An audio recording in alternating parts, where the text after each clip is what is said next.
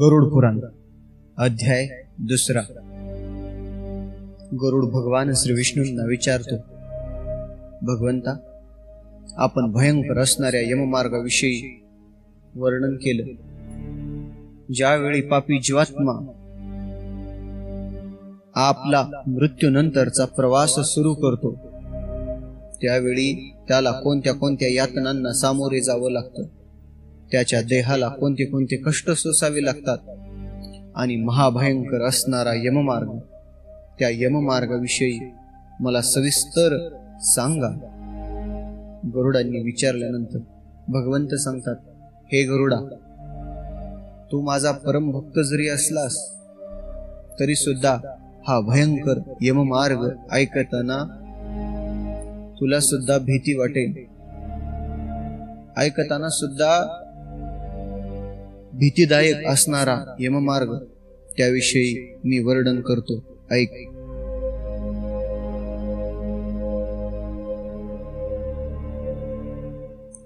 ज्यावेळी जीवाचा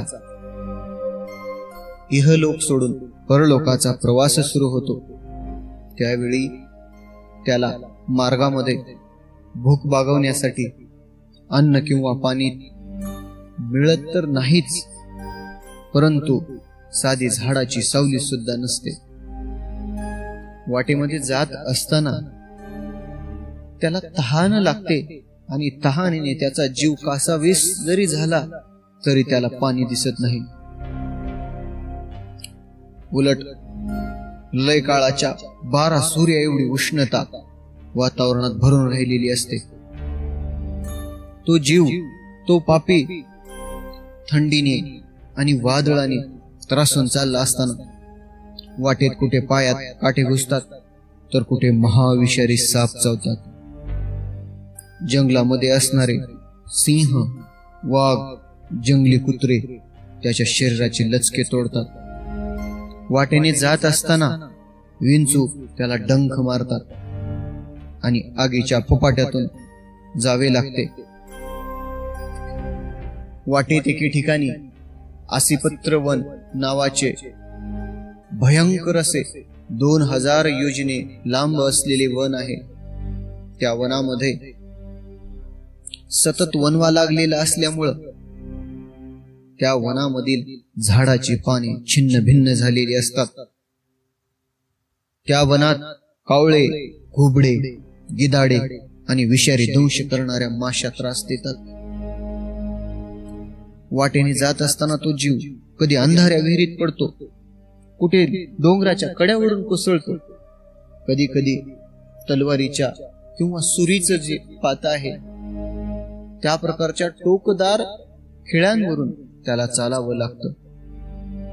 वाटेने जात असताना अचानक अंधाऱ्या रात्री काळोख अशा खड्ड्यामध्ये पडतो आणि कधी कधी जोरदार पाण्याच्या प्रवाहात सापडतो.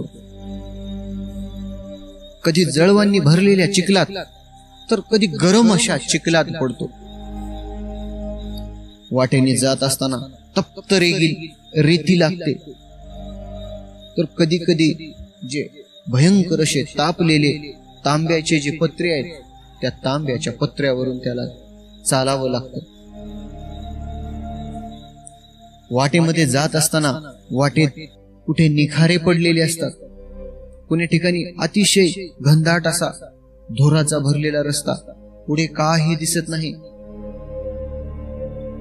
दगडांचा, कठीण गारांचा, रक्ताचा आणि उकळत्या पाण्याचा वर्षाव होतो. कुठे खारा चिखलवरून कोसळतो, कुठे अत्यंत खोल खाचकळगे ओलांडावे लागतात. त्या जीवाला उंच टेकड्या चढाव्या लागतात. कुण्या ठिकाणी गुहामधून जावं लागतं. वाटेने जात असताना काळोख अशा अंधाऱ्या रात्री अवघड असणाऱ्या मोठ्या मोठ्या दगडांच्या शिळा त्यांना ओलांडत वाटेमध्ये जात असताना रक्त आणि विष्ठेने भरलेल्या तळ्यामधून त्याला जावं लागतं. वाटेने जात असताना मध्येच वैतरणी नावाची नदी लागली. या वैतरणी नदीला पाहूनच त्या मनुष्याचा जीव भयभीत होतो. एवढ्या वेगाने वाहणारी ती वैतरणी नदी, त्या नदीचं नुसतं वर्णन जरी ऐकलं तरी माणसाला घाबरायला होतं. 100 योजने रुंद आहे. त्या नदीमधून अखंड रक्त आणि वाहत असते. त्या नदीच्या दोन्ही किनाऱ्यांना हाड पसरलेली आहेत. नदीचे जे किनारे आहेत, नदीच्या तटाजवळ रक्ताचा आणि पुआचा चिखल असतो. त्या नदीच्या प्रवाहावर केसांचं शेवाळ असतं. ज्यावेळी पापात्मा त्या नदीजवळ येतो त्यावेळी त्या पापात्म्याला पाहून नदी ज्याप्रमाणे तूप एखाद्या कढईमध्ये उकळतं त्याप्रमाणे उकळू लागते आणि पापी जीवाला ती नदी भेडसावते. असा भयंकर असणारा प्रवास त्याला पार करावा लागतो. नदीच्या प्रवाहात विशाळ आकाराचे कृमी कीटक तर आहेच, परंतु काही जे कीटक आहेत, पक्षी आहेत, त्यांची तीक्ष्ण सुईप्रमाणे चोच आहे. टणक चोचीचे गिधाडे आणि कावळेही त्या नदीमध्ये आहेत.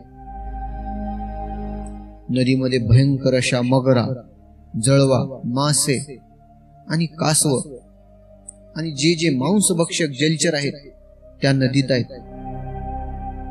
यमदूत त्या पापी जीवात्म्याला त्या नदीमध्ये ढकलून देतात.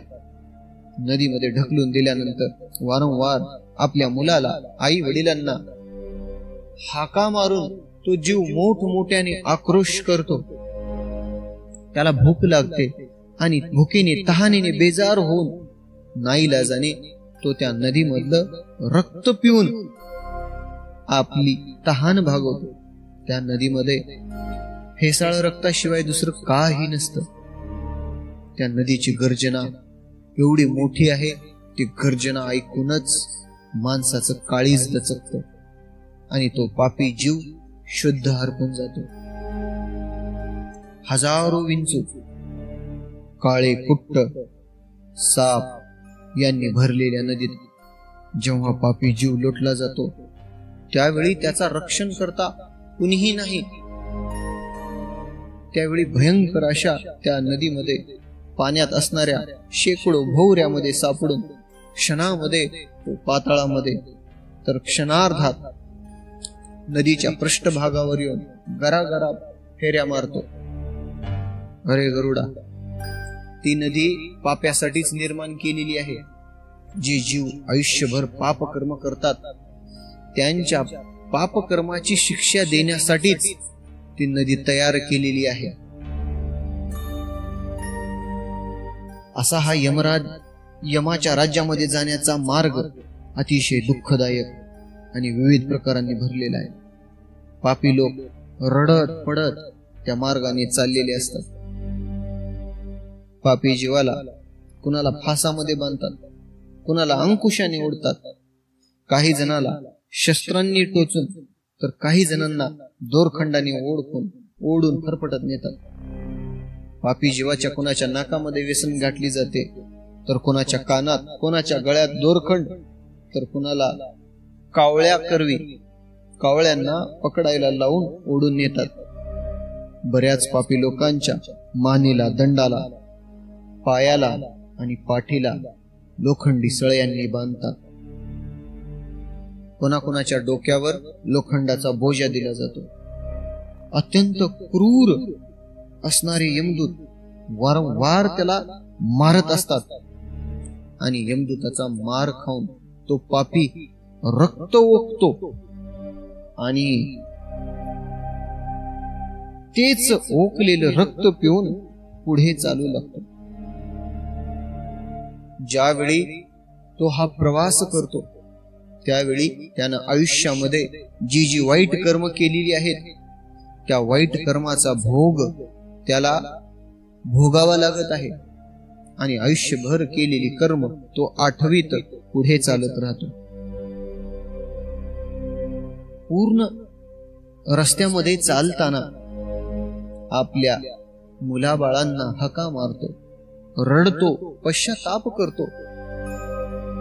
कारण जोपर्यंत त्याच्याकडे वेळ होती त्या वेळेचा त्याने सदुपयोग करून घेतला नाही. आता त्याच्याकडे पश्चातापाशिवाय दुसरं काही नाही.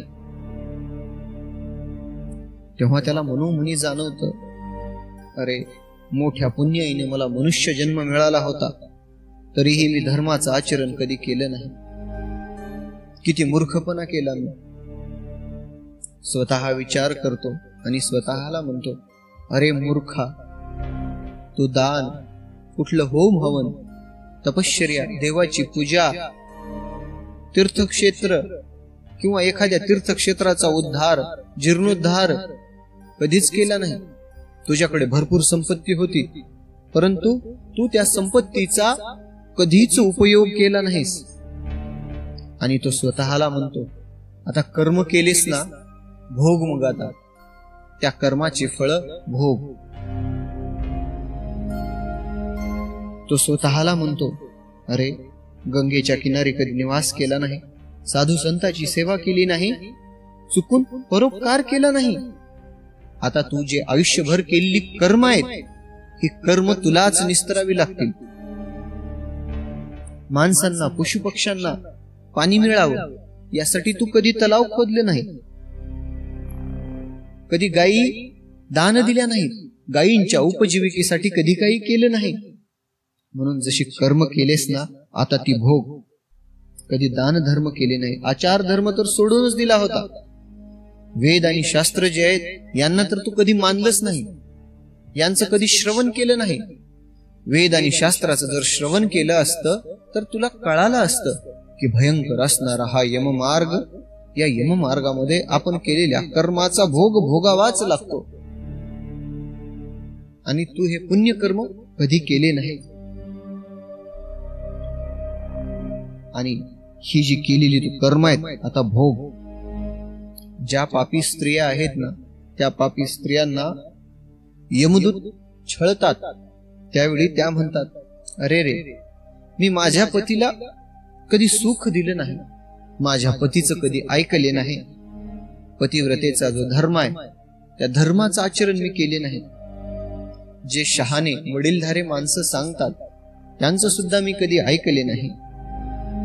आणि आयुष्यभर मी हे कर्म केले, आता माझे कर्म मलाच भोगावे लागतील. म्हणून पापी स्त्रिया स्वतःशी विचार करून त्या यममार्गाने चालत असतात. पतिसेवेचा मी धर्म पाळला नाही, पतीच्या निधनानंतर धर्माचं आचरण केलं नाही किंवा तप काही केलं नाही. माझ्याच जे पूर्व कर्मानुसार मला दुःख भोगण्याकरता हा स्त्रीचा देह मिळाला होता. कधी उपवास केला नाही, कधी सोमवारचा व्रत केलं नाही, कधी एकादशी धरली नाही, एकादशीचं व्रत केलं नाही. आणि मी आयुष्यभर एवढी दुष्कर्म केली, माझ्या चांगल्या मनाने मला कधी का उपदेश केला नाही. असं स्वतःच प्रायश्चित्त करत पापी असणाऱ्या स्त्रिया भयंकर अशा यममार्गाने जातात. रात्र दिवस पश्चाताप करीत आपलं जे दुष्कर्म केलेले आहेत ते दुष्कर्म आठवत, जोर जोराने रडत हा जीव पुढे चालत चालत चालत, हा जो मृतात्मा आहे वाऱ्याच्या वेगाने जात जात 17 दिवसानंतरचा हा भयंकर प्रवास करून 18व्या दिवशी सौम्यपुरामध्ये पोहोचतो. ज्यावेळी सौम्यपुरामध्ये प्रवेश करतो, त्या रमणीय अशा नगरात प्रेतात्म्यांचा भला मोठा समुदाय राहतो. त्या सौम्यपुरामध्ये पुष्पभद्रा नावाची एक नदी आहे आणि त्या ठिकाणी नदीच्या कडेला डौलदार असा वडाचा वृक्ष आहे, वडाचं झाड आहे. त्या ठिकाणी यमदूत त्याला विश्रांतीसाठी थोडा वेळ देतात, त्या ठिकाणी थांबवतात. परंतु त्या ठिकाणी सुद्धा आयुष्यामध्ये जे त्याच्या बायकोसोबत घातलेले दिवस, आपल्या आयुष्यामधले सुखाचे क्षण सुखाच्या आठवणी, माझं घर किती सुंदर मी बांधलं, किती सुंदर गाडी माझी होती. माझा जीव आता निघून गेलेला आहे. आपल्या आयुष्यातील सुखाच्या क्षणांची आठवण करतो. अगोदरच्या जन्मात त्याची संपत्ती, त्याची सेवा करत असलेले दासदासी आठवतात. त्यावेळी त्याला प्रेतात्म्य म्हणतात. बाबा, आता तुझा जीव गेलेला आहे. आई, वडील, पत्नी, भाऊ, बहीण सगळ्यांचा विचार सोडून दे.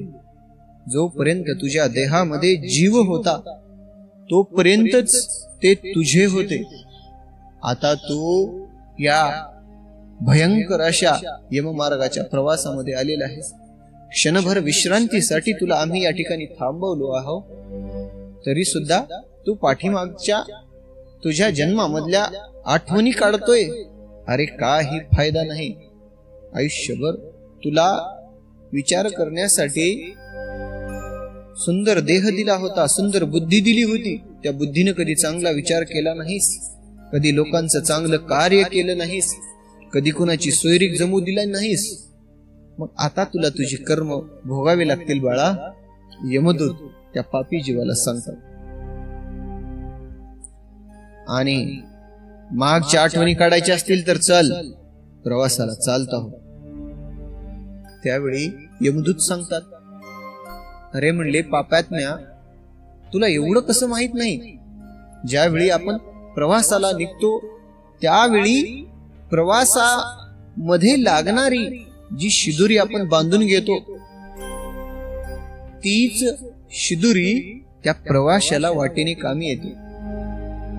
परंतु या इहलोकाचा प्रवास सुरू असताना, इहलोकातून ज्यावेळी तू परलोकामध्ये जातोस, आयुष्या नंतरची शिदुरी, त्या शिदुरीची तू कधी आयुष्यामध्ये विचार केला नाही, त्या शिदुरीची कधी तू तयारी केली नाही.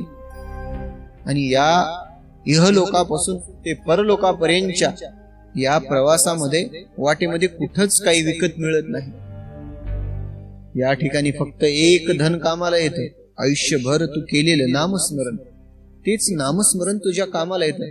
परंतु हे पापात्म्या, तुझ्या तोंडात तर कधी देवाचं नावच आलं नाही, असं यमदूत त्या जीवाला सांगतात. अरे म्हणले, या मार्गाविषयी जे लहान लेकर आहेत का, त्यांना सुद्धा कल्पना आहे. कधी तू पुराण ऐकलं नाहीस का? कधी तू पुराण, कधी कथा श्रवण केल्या नाहीस का? आणि अशा प्रकारे यमदूताचं बोलणं खात, फटके खात तो जीव उठतो, पडतो, पुन्हा पडून उठतो. आणि सौम्यपुरामध्ये तो जीव आल्यानंतर त्याच्या नातवानं किंवा त्याच्या पुत्राने आदरानं रीतीनुसार जे श्राद्ध केलं जातं का, त्या श्राद्धाच्या बदल्यामध्ये पिंडाचं जेवण मिळतं. तो जेवण खाऊन तो सौरीपुराकडे निघतो. सौरीपुरामध्ये कालरूपी जंगम नावाचा राजा आहे. त्या राजाला पाहून या जीवाची भीतीने गाळण उडते.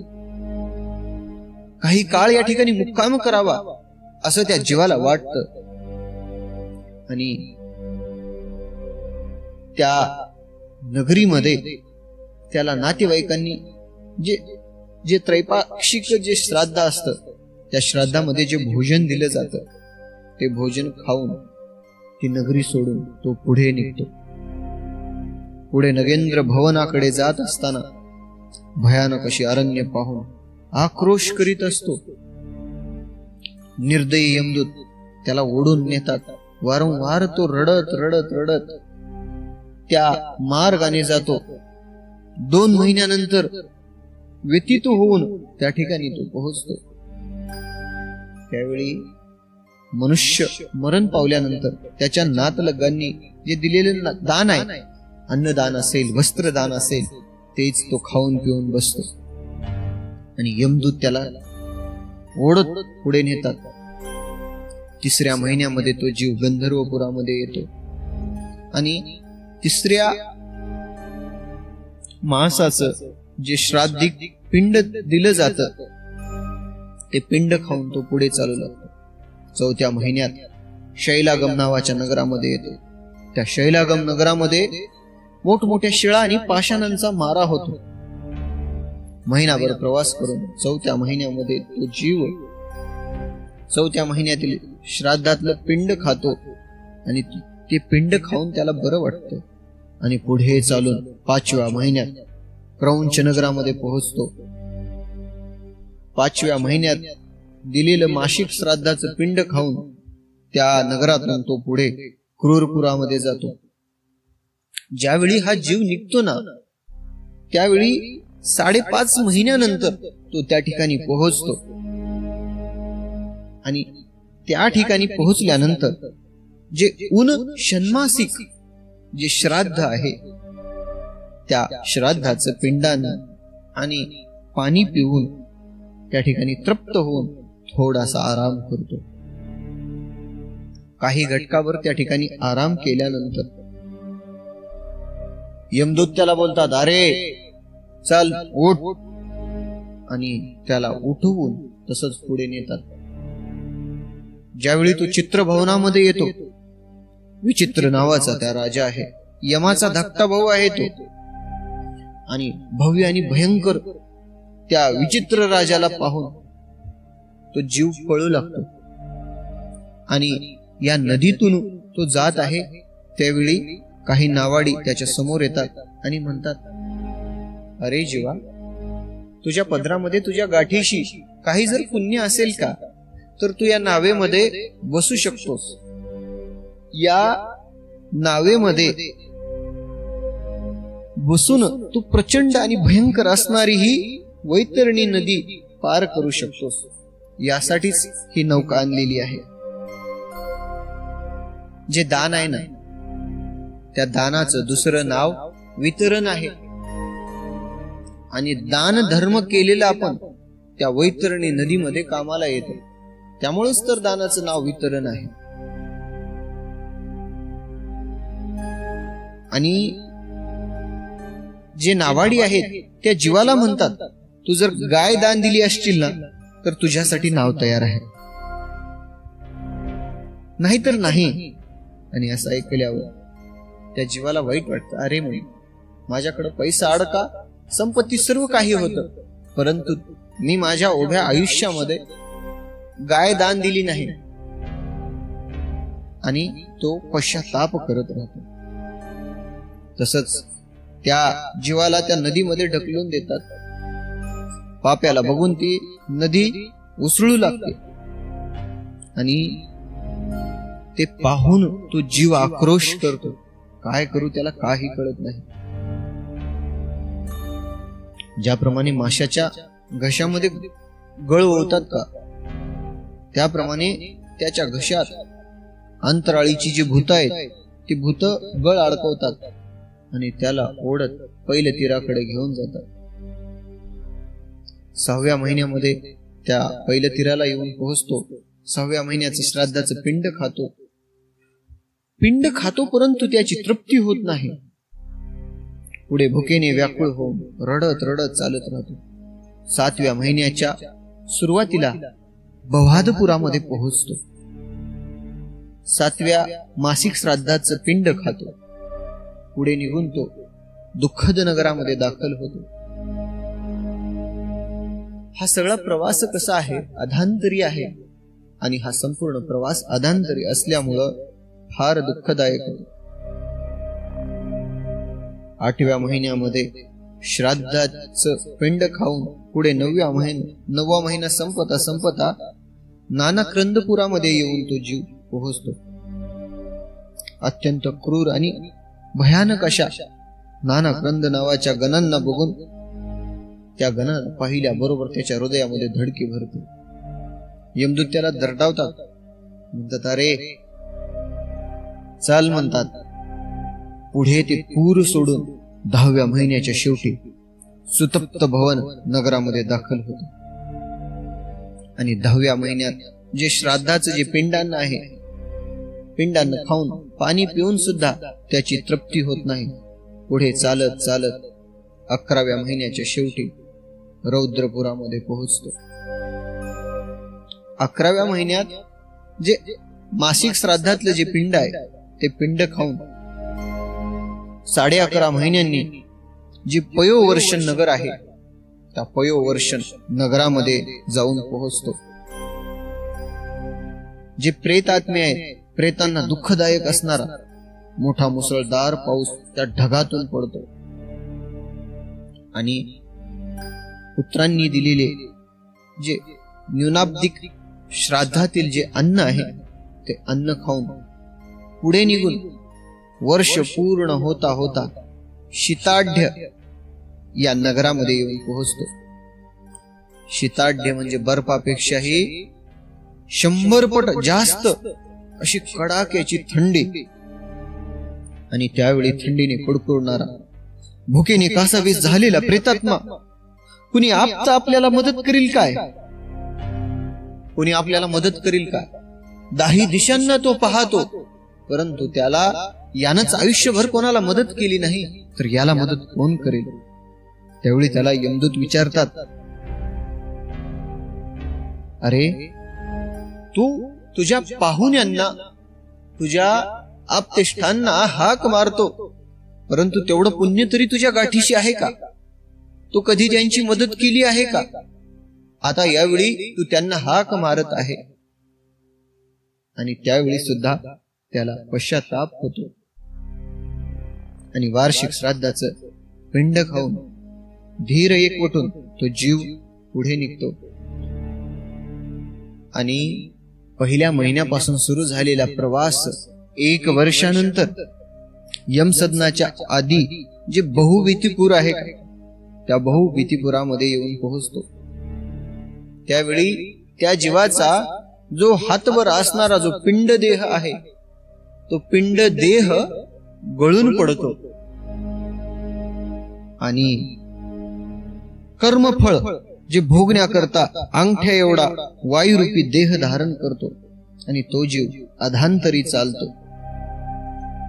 यातना भोगण्यापुरताच त्याला दिलेला तो देह आहे म्हणून त्या देहाचं नाव यातना देह आहे. आणि तो जीव तो देह धारण करून यमदूतासोबत पुढे निघतो. भगवान श्री विष्णू सांगतात, हे कश्यप पुत्रा गरुडा, ज्यांनी मृत्यूपूर्वी दान केलेले नसतं त्यांना घट्ट फासामध्ये बांधून यमदूताकडे, अशा प्रकारे यमदूताकडून या यमदेवाकडे भयंकर अशा मार्गाने भोगत जावं लागतं. यमनगरीमध्ये प्रवेश करण्यासाठी हे पक्षी श्रेष्ठा गरुडा 4 द्वार आहेत आणि त्या 4 द्वारामधून दक्षिण द्वारापर्यंत येण्याचा हा प्रवास मी तुला सांगितलेला आहे. या मार्गावरून भुकेले आणि तहानलेले कसे जातात ते तर मी तुला गरुडा सांगितलेलं आहे. आणि अजून तुला काही ऐकण्याची इच्छा आहे का? भगवान श्री विष्णूंनी गरुडाला सांगितलं आणि हा अध्याय इथंच समाप्त झाला. अध्यायाच्या शेवटी एक गोष्ट आपणाला सांगावीशी वाटते. जोपर्यंत आपल्या हातामध्ये आहे, कारभार आपल्या हातामध्ये आहे, तोपर्यंत या हातानं जेवढं होईल तेवढं दान धर्म करा. देवाने तुम्हाला देणाऱ्या पंक्तीमध्ये बसवले आहे, मागणाऱ्या हातामध्ये देवाने तुमची गणती केली नाही. देवाने तुम्हाला एवढी प्रसिद्धी, पद, पैसा, प्रतिष्ठा दिली आहे. जितकं होईल तितकं अन्नदान करा, जेणेकरून या इहलोकामध्ये तर तुम्हाला पुण्यफलाची प्राप्ती होईलच, परंतु या इहलोकामधून जो परलोकामध्ये जाण्याचा हा जो कठीण प्रवास आहे त्या प्रवासामध्ये सुद्धा तुम्हाला सोपा मार्ग होईल. पापी जीवाबद्दल जर आपण ऐकलं असाल, पुण्यवंताला सुद्धा कसं घेऊन जातात त्याविषयी सुद्धा ऐका. त्या वैतरणी नदीमधून भयंकर अशी असणारी वैतरणी नदी जर पार करायची असेल तर आपल्या पदरामध्ये आपल्या गाठीमध्ये पुण्याचा संचय करून ठेवा. आणि ज्यावेळी नावाडी तुमच्या जवळ येतील ना, तुमच्या पदरी असलेलं पुण्य तेच तुम्हाला मदत करेल. आणि सर्वांमध्ये श्रेष्ठ असणार अन्नदान, विद्यादान, जे काही आपल्याला देता येईल ना ते द्या. आणि ज्यावेळी एखादा जीव या इहलोकातून परलोकामध्ये जातो त्यावेळी या गरुड पुराणाचं आपण तर श्रवण कराच, परंतु त्या आपल्या परिवारामध्ये असलेल्या सर्व लोकांना या गरुड पुराणाविषयी ज्ञान होऊ द्या, जेणेकरून ते सत्कर्म करतील आणि चांगले कर्म करूनच आपल्या देहाची मुक्ती करून घेतील. झालेली सेवा भगवंताच्या चरणी अर्पण. रामकृष्ण हरी. आदेश. व्हिडिओला लाईक करा, शेअर करा, चॅनलला सबस्क्राईब करा. सबस्क्रिप्शन अगदी फ्री आहे. आणि भयंकर अशा यममार्गाबद्दल ही कथा सर्वांपर्यंत पोहोचवा. रामकृष्ण हरी. आदेश.